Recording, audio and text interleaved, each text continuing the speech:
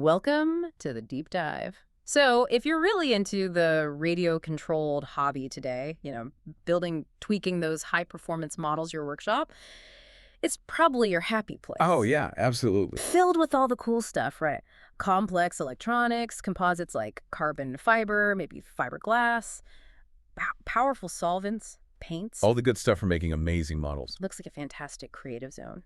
But our sources are telling us something a bit different. If you look closely, what you've actually set up is, well, they're calling it a multi-hazard environment. Yeah, that phrase sounds a bit alarming, doesn't it? Right. But it's actually spot on. It's a really crucial distinction to make now. How so? Well, think about it. The old days, maybe it was just some balsa wood, a bit of non-toxic white glue. Pretty simple. Right. But now, when you're soldering tiny circuits, or, say, sanding down a carbon fiber part, or even just spraying a clear coat, you're basically doing miniature versions of real industrial processes. Huh. Never thought of it quite like that, industrial processes. Exactly. Mm-hmm. And each one releases stuff. Invisible chemical vapors, Yep. microscopic dusts, things you really don't want to be breathing in day after day. So getting serious about air quality management, it's not a luxury anymore. It's fundamental health protection. Okay, let's unpack this then. That's our mission for this deep dive. Right. Cut through the confusion, look at the actual science behind these invisible threats lurking in your workshop, Mm-hmm. and then this is the practical part, give you a really clear ranked analysis. The best filtration strategies out there. We're talking everything from like the pro-level setups down to the absolute cheapest starter kit that still does the job. We'll give you the blueprint, Yeah. exactly what to consider buying, and importantly, why. Perfect. Where do we start? The threats themselves. Yeah, we absolutely have to start with the science. You've got to understand this key point.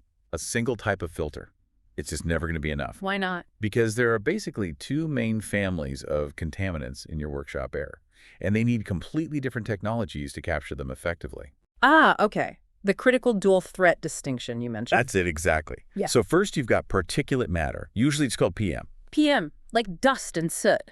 Sort of, yeah. Yeah. Covers solid particles, even tiny liquid droplets suspended in the air. Huh. But the real danger, especially for hobbyists, is the ultrafine stuff. We're talking particles in the submicron range. Submicron. Yeah. So incredibly tiny, invisible. Totally invisible. Yeah. Generated mainly when you're sanding composites or even during soldering. These little guys just bypass all your body's natural defenses, the hairs in your nose, mucus, all that. Uh-oh. They go deep. Right into the alveoli, the little air sacs in your lungs where oxygen gets into your blood. Yeah. And sometimes they can even pass directly into your bloodstream. Yikes. Okay, so that's the physical stuff, the particles. What's the other threat? That's the second class. Volatile organic compounds, or VOCs. EOCs, I've heard that term. Yep. Paints, right. Paints, definitely. Clear coats, epoxy resins, cleaning solvents like acetone, toluene, xylene, loads of stuff you probably use. These are chemicals that easily evaporate into the air, becoming gases. And a regular dust filter won't catch a gas. Exactly. Does absolutely nothing. Hmm. And VOCs, they can mess with your central nervous system. Repeated exposure. We're talking potential liver damage, kidney damage. It might start subtly, just headaches, feeling a bit dizzy. But it adds up. It really adds up, can lead to serious permanent organ damage over time. Okay, wow. That really drives home the need for tackling both particle and gases. Dual protection, no question. Precisely. Let's talk specifics then. Soldering, it's core to RC, right? And I think most of us, myself included, you see that little plume of smoke. You figure, okay, maybe some vaporized lead or tin if it's lead-free. That's the worry, isn't it? That is such a common and honestly quite dangerous misconception. Oh. The visible smoke you see, it's actually predominantly vaporized flux, especially if you're using the common rosin-based fluxes. Flux, not the metal. Mostly flux, yeah. And when that rosin flux gets hot, it produces this chemical called colophony. Colophony. Okay, that's a new one on me. Sounds technical. What does it actually do? Is it just irritating or? Well, what's fascinating here and pretty concerning is that colophony is a well-recognized sensitizer. It's actually the #1 cause of occupational asthma among electronics workers. A sensitizer, meaning? Meaning it doesn't just irritate your lungs, it literally trains your immune system to overreact to it, Wow. to hate it, basically. And once you become sensitized, that's it. It's irreversible. Irreversible. Serious. Yep. Even tiny, tiny exposures later on can trigger really severe asthma attacks. It fundamentally changes your body's response. Okay, that completely changes the risk calculation for soldering fumes. You're Right. not just thinking about like a temporary cough. You could be setting yourself up for a permanent health issue. Exactly right. And look, while the flux, that cacophony, is often the primary respiratory hazard initially, the metal fumes are still a real concern, even with lead-free solder. Still bad. Oh, yeah. You're potentially inhaling things like tin oxide fumes. That can contribute to something called pneumoconiosis, basically, scarring and stiffening of your lung tissue from inhaling mineral dusts. Doesn't sound good. And copper fumes. They're a known cause of metal fume fever. It's this temporary but really unpleasant flu-like illness you can get after exposure. So yeah, you absolutely need to capture those fumes right at the source. Okay, so soldering needs focused attention. And there's the other big one, composites, carbon fiber, fiberglass, cutting, grinding, sanding them is super common now, but you're saying this dust is different, not like wood dust. Not at all like wood dust. Yeah. This is where the risk level honestly jumps up significantly. We see a really alarming parallel here with asbestos. Asbestos. Wow, okay. That gets your attention. It should. The danger isn't chemical, it's purely physical. Okay. When you cut or sand these composite materials, you create these microscopic, needle-like fibers. Specifically, we worry about the respiral fibers, the ones small enough to get deep into your lungs, generally less than 3 microns in diameter. It's needle-like fiber. And they're designed to be incredibly strong and durable, right? That's why we use them. But that means your body can't easily break them down or clear them out. They get lodged deep in the lung tissue. And then what? They just sit there, causing chronic inflammation. Over time, this leads to irreversible scarring, a condition called pulmonary fibrosis. Pulmonary fibrosis. So, putting it simply for listeners, that means your lungs, which should be soft and flexible, gradually turn into stiff, scarred tissue that doesn't work properly. That's a tragically accurate way to put it. Your lung capacity decreases permanently, and that is why this specific hazard, composite dust, demands the absolute highest level of protection. We're not messing around with flimsy paper masks here. No way. For these particles, you need serious filtration. We're talking HEPA filtration for the room air, the ambient air. And for you, personally working with it, you absolutely must be wearing a properly fitted respirator with P100 rated filters. No exceptions. Okay, P100, let's define that right now. What makes P100 the gold standard here? Why that specific rating? Right, so the P means it's oil-proof, which is important. The 100 means it filters out at least 99.97% of airborne particles down to 0.3 microns in size. 99.97%. That's incredibly efficient. It's the highest level of particulate filtration efficiency you can get in a respirator filter. It's specifically designed to capture those dangerous, needle-like composite fibers, the ultrafine solder fumes, metal dusts, basically all the nasty particulate stuff we've been talking about. Got it. P100 for the particles. So, okay, we've established the particles and the VOCs, and the why, serious health risks. Now, how do we actually build a system strategically to deal with both? Right. We need to think like safety engineers, essentially. We rely on what are called engineering controls, basically using equipment to manage the hazard, preferably right where it's being generated. Makes sense. And there are two key strategic approaches that really need to work together in a workshop environment: source capture and ambient filtration. Okay, source capture and ambient filtration. Let's break those down. Source capture sounds pretty direct. It is. Think of it as surgical removal. It's usually a low volume, but high velocity suction system, maybe a flexible arm with a nozzle on the end, like a fume extractor. Okay. The key is placement. It needs to be positioned really close to where the contaminant is being generated. We're talking within maybe 6 to 12 inches of your soldering iron tip, or the nozzle of your airbrush or spray can. That close. Yes, that close. The goal is to grab those concentrated fumes or dust before they even get a chance to spread out into the room and into your breathing zone. It's highly targeted. Okay, that's source capture. What about the other one? Ambient filtration. Ambient filtration is more like the general room cleaner. This is typically a larger unit, maybe ceiling mounted, that moves a lot more air, but at a lower velocity. Think of it as an air scrubber. Scrubbing the whole room's air. Exactly. Its job is to clean the general room air over time, catching the finer particles or the escaped gases that the source capture might have missed, or stuff generated from less concentrated sources. So you really need both working together for a complete strategy. Absolutely. Source capture knocks down the high concentrations at the point of origin, and ambient filtration cleans up the background contamination over time.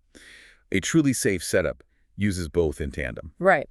Now let's talk about the actual filters inside these machines. So the particulate matter, the PM, you mentioned HEPA earlier. Correct. HEPA stands for High Efficiency Particulate Air. It's the benchmark standard.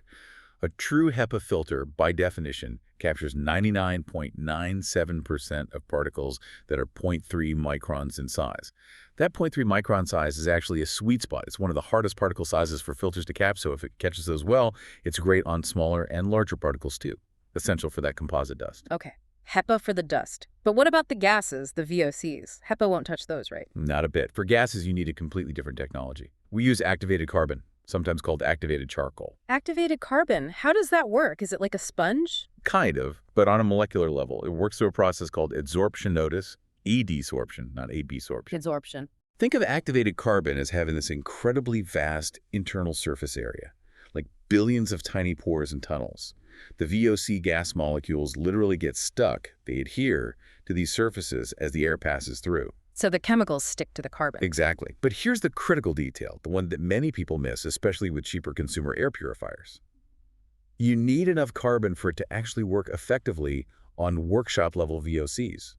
Ah, quantity matters. Massively. To really make a dent in the fumes from painting or using solvents, you need filters that contain several pounds of granular activated carbon. Not just one of those thin black mesh pads coated with a dusting of carbon. Those get saturated almost instantly with heavy fumes. You need bulk. Several pounds. Okay, that's a key spec to look for. So we need HEPA for the particles, P100 on our face for the really bad particles, and lots of activated carbon for the gases. That's the core technology combo. But how much power do these systems need? You know, a small bedroom air purifier isn't going to cut it in a garage workshop, right? This is where we need to get into air changes per hour, or ACH. Here's where it gets really interesting, I think, because this calculation turns that sort of abstract risk into a concrete number for airflow CFM. Precisely. ACH tells you how many times the entire volume of air in your room gets filtered or replaced within 1 hour. For a working hobbyist shop, especially if you're doing dusty work like sanding or spraying paints or solvents, you really want a minimum of 6 to 8 air changes per hour. 6 to 8 times per hour. So Okay. let's make that practical. Let's picture a common 2-car garage. Maybe it's, say, 20 feet wide, 24 feet long, and has an 11-foot ceiling. Okay, standard size. That gives you a total volume of 5,184 cubic feet. Right. Now, to achieve 8 air changes per hour in that space, you do the math. You need an air filtration system or maybe a combination of systems that can move roughly 700 cubic feet per minute of air, CFM. 700 CFM. That's the target number for that size garage. That's the benchmark you should be aiming for with your ambient filtration. If you buy a unit that only moves, say, 300 CFM, you're falling well short of the recommended minimum for actively working in that space, especially during high-risk activities. That CFM number is crucial when you're comparing models. That is super helpful. It gives you a real number to look for on the box. Okay, so with all that science and strategy, laid out the threats, the filter types, the CFM targets, let's get to the solutions. Our sources have actually ranked 5 different strategies. They balance performance, cost, and what you need to do maintenance-wise. Yep, 5 tiers. From the best case scenario down to the most budget-friendly starting point. Let's start at the very top. Tier 1, the professional-grade hobbyist system. The best of the best. Basically, yeah. This is the no-compromise approach. You're looking at an initial investment around $1,500, give or take. But for that, you get top-tier protection against pretty much everything we've discussed. Okay, what equipment makes up Tier 1? What's the ambient unit? For the ambient air cleaning, Tier 1 specifies the Powermatic PM1250 Microdust AFS air filtration system. Powermatic PM1250. What's special about it? Its key feature is actually pretty cool. It uses an electrostatic filter in addition to standard filters. This lets it capture particles down to an incredible 0.1 microns. That's even smaller than the standard HEPA target. 0.1 microns. Wow. Plus, it's designed to be ultra-quiet. On its lowest setting, it's only putting out about 41.3 decibels, which is really quiet for this type of machine. Nice. Okay, that covers the room air. What about the source capture for Tier 1, catching fumes right at the workbench? For that, you pair the Powermatic with the Hacko FA430 fume extraction system. Hacko FA430, that sounds familiar. Hacko makes soldering gear, right? They do. And this is their professional-grade benchtop fume extractor. It's got true 3-stage filtration, a pre-filter for the bigger stuff, a HEPA filter for the fine particles, and importantly, a substantial activated carbon filter for the VOCs and chemical fumes. It's quiet and specifically designed to suck up those dense solder fumes or solvent vapors right where you're working. Okay, so tier 1 is Powermatic Ambient Hako Source Capture, top of the line about $1,500. Uh, Got it. what's the next step down? The best value, maybe. Exactly. That brings us to tier 2, the Pragmatic Powerhouse System. This tier aims for that sweet spot, really high performance, but at a more reasonable cost. You're looking at around $600 to $700 total initial cost. Okay, 600, 700 bucks. What's the setup here? Ambient first. The ambient unit here is basically the industry benchmark for woodworkers, and it translates perfectly to an RC workshop. The JT-AFS 1000B air filtration system. JET-AFS 1000B. I've seen those around. They move a lot of air, right? They really do. It pushes up to 1044 CFM on its highest setting. Yeah. So for that average two-car garage, we talked about needing 700 CFM. This thing crushes that target. It can cycle the air in that garage almost 20 times an hour. Really powerful. Okay, strong ambient cleaning with the JT. What about source capture in Tier 2? Is it another Hotco? Nope, this is where the pragmatic part comes in. For source capture, Tier 2 pairs the powerful JT ambient unit with a much more affordable solution, the KOTO solder smoke absorber. Ugh, the KTTO, those are really inexpensive, right? Yeah. Like under 50 bucks. Yeah, typically around $40 or so. Now, let's be clear. The KOTTO is not a true fume extractor with HEPA and carbon filters like the Hotco. Right, it's more like a fan with a basic carbon pad. Exactly. It's essentially a focused fan with a very basic activated carbon filter pad. Its main job isn't really filtering deeply, it's redirecting. It uses its fan to pull that concentrated plume of solder smoke directly away from your face, out of your immediate breathing zone. So it doesn't purify, but it moves the worst of it away from you quickly. Precisely. And honestly, for 40 bucks, that simple redirection is a massive safety improvement compared to just breathing it all in. It's probably the single easiest, cheapest safety upgrade anyone doing soldering can make. That makes Tier 2, the JAT-AFS 1000B, plus the KOTTO absorber seem like a really strong contender for a lot of people. Good balance. It's a very popular and effective combo for good reason. Great value. Okay, what's Tier 3? Tier 3 is called the Particulate Focus, the Carver's Clean Air Solution. This is aimed more at hobbyists who do a lot of heavy sanding, grinding, maybe working with wood or composites where dust is the primary enemy. The budget here is around $350 to $450. So prioritizing dust removal power, what's the gear? The ambient unit here is the WEN 3415 air filtration system. WEN 3415, how does that compare to the JT? It's generally seen as a slightly lower-cost alternative to the JET AFS 1000B, but it actually offers very comparable high airflow, also rated up to 1044 CFM. So you still get that powerful room-clearing capability for catching suspended dust. Okay, strong ambient dust collection with the WEN. What about source capture? Or wait, does this tier even have dedicated source capture or HEPA? Ah, that's the critical caveat for Tier 3. To hit that lower price point, this tier omits dedicated source capture like the KOTO or Hotco, and the WEN unit itself typically uses standard filters, not necessarily HEPA grade out of the box, although upgrades might be possible. No. So how do you handle solder fumes or fine composite dust safely then? This is crucial. If you choose the Tier 3 strategy, your safety net shifts almost entirely to personal protective equipment, PPE. It becomes absolutely mandatory to use a properly fitted 3M half-mask respirator or equivalent equipped with P100 filters for all sanding, grinding, and soldering activities. Mandatory P100 respirator use. Yeah. Non-negotiable. Absolutely non-negotiable. With Tier 3, the equipment provides good general dust control, but the fine particle protection, the stuff that gets deep in your lungs, that responsibility falls entirely on you, the user, to consistently and correctly use your P100 respirator. Okay. So Tier 3 saves money on equipment but requires serious user discipline with the mask. Got it. Let's shift gears. What's Tier 4? Tier 4 is the Painter's Purification Package. This is a more specialized strategy, really tailored for hobbyists who do frequent spray painting, airbrushing, or use a lot of solvents where VOCs are the primary concern. Price point is around $300 to $400. Okay, focusing on the gases now. How does this tier tackle VOCs effectively? Does it use one of those big shop filters? Interestingly, no. Tier 4 takes a different approach because, as we discussed, most standard shop air filters, even powerful ones, aren't great at heavy VOC removal due to limited carbon. Right, need pounds of carbon. Exactly. So Tier 4 cleverly leverages a high-quality consumer air purifier, specifically chosen for its VOC performance. The recommendation here is the Levoit Core 400S Smart Air Purifier, but specifically used with Levoit's optional smoke remover filter. Levoit Core 400S with the smoke remover filter. Why that specific combo? Because that particular replacement filter for the 400S contains a really substantial amount of activated carbon, about 450 grams, which is roughly a pound. Ah, getting closer to that several pounds idea. Much closer than most consumer units, yes. It gives it genuine absorption capability for paint fumes and solvent vapors circulating in the room, far better than units with just a thin carbon pre-filter. Okay, so the Levoit handles the ambient VOCs better than a typical shop filter might. But what about when you're actively spraying? That's a huge burst of VOC is right in your face. Can the Levoit handle that concentration alone? Absolutely not. And this is the critical safety caveat for Tier 4, similar to Tier 3's reliance on PPE. During the actual process of painting or spraying solvents, it is mandatory to wear your 3M half-mask respirator, but this time equipped with organic vapor OV cartridges. Okay, OV cartridges this time, not P100. Let's quickly define those. OV is specifically for gases, right? Exactly. OV stands for organic vapor. These cartridges contain activated carbon and other sorbents designed specifically to absorb those chemical gases and vapors before you breathe them in. They do little for particles. P100 does little for gases. You need the right cartridge for the hazard. Got it. OV for paint fumes.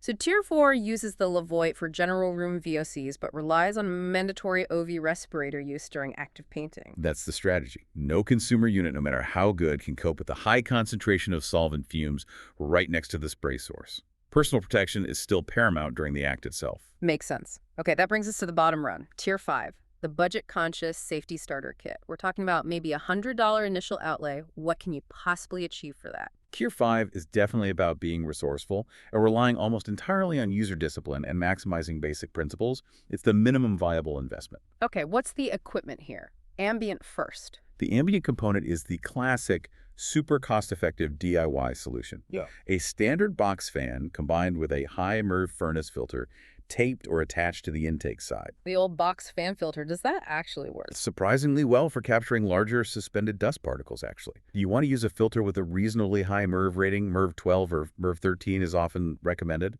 It won't capture the ultrafine stuff like HEPA and does nothing for VOCs, but for basic dust. It offers an unbeatable performance-to-cost ratio. Okay, box fan with a good filter for ambient dust. What about source capture for things like soldering? You still include the KOTO solder smoke absorber here. Mm-hmm. Again, for about $40, redirecting that immediate plume is a worthwhile step. So box fan, filter, KOTO fan. That's it for equipment. Pretty much.